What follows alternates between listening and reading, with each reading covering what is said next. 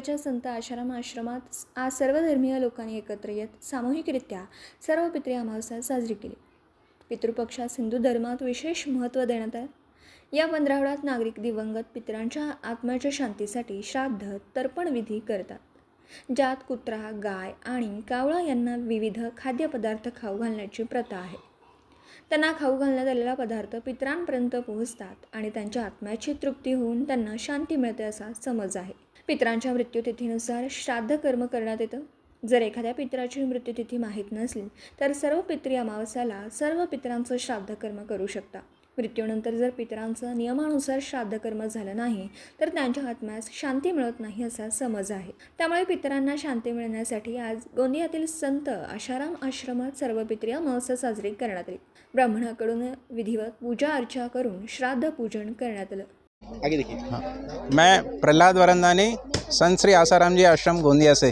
क्या बताएंगे आज यहाँ पे सामूहिक पितृमोक्ष का जो आयोजन किया गया इसके बारे में? गोंदिया नगर में जो लोग अपने घरों में विधि विधान पूर्वक अपने पूर्वजों की श्रद्धा हेतु श्रद्धा सुमन अर्पित करने हेतु यदि श्राद्ध कर्म नहीं कर पाते हैं तो संपूर्ण विधि विधान अनुसार विद्वान पंडितों की उपस्थिति में, विद्वान पंडितों के मार्गदर्शन में यहाँ पर सामूहिक रूप से श्राद्ध कर्म की विधि की जाती है।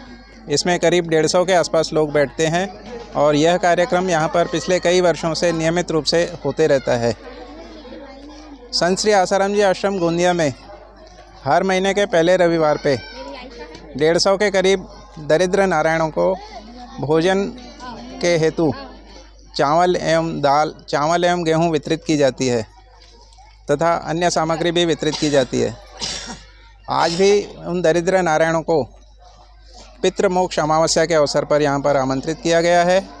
उनको सर्वप्रथम भोजन कराया जाएगा, उसके पश्चात अनाज, साड़ी एवं अन्य सामग्री जो यहाँ के विभिन्न श्रद्धालुओं द्वारा लाई गई है वह वितरित की जाएगी।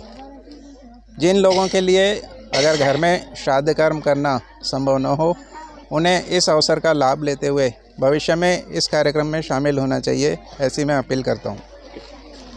रवींद्र भुंदेकर। काय सांगाल, श्राद्ध या ठिकाणी सामूहिक श्राद्ध होत आहे, काय निमित्त आहे यामागचं? गेल्या अनेक वर्षापासून संत श्री आसारामजी बापू आश्रम गोंदिया इथे सामूहिक श्राद्धाचं विधान हरवर्षी होत असते। तिथे अनेक लोक 150 ते 200 लोक प्रत्येक वर्षी त्यामध्ये सामील होत असतात आणि आपल्या पितरांच्या सद्गतीसाठी इथे श्राद्ध तर्पण विधी जो शास्त्रामध्ये सांगितलेला आहे त्यामध्ये पिंडदान विधी होत असतो आणि हा विधी अनेक वैदिक ब्राह्मणांच्या मार्गदर्शनानुसार इथे होत असतो आणि इथे वैदिक ब्राह्मण जे सांगतात त्या प्रकारे हा विधी इथे होत असतो आणि अनेक लोक त्यांचा आपल्या पितरांच्या सद्गतीसाठी त्याचा फायदा घेतात आणि भारतामध्ये प्रत्येक आश्रममध्ये हा विधी आता चालू आहे।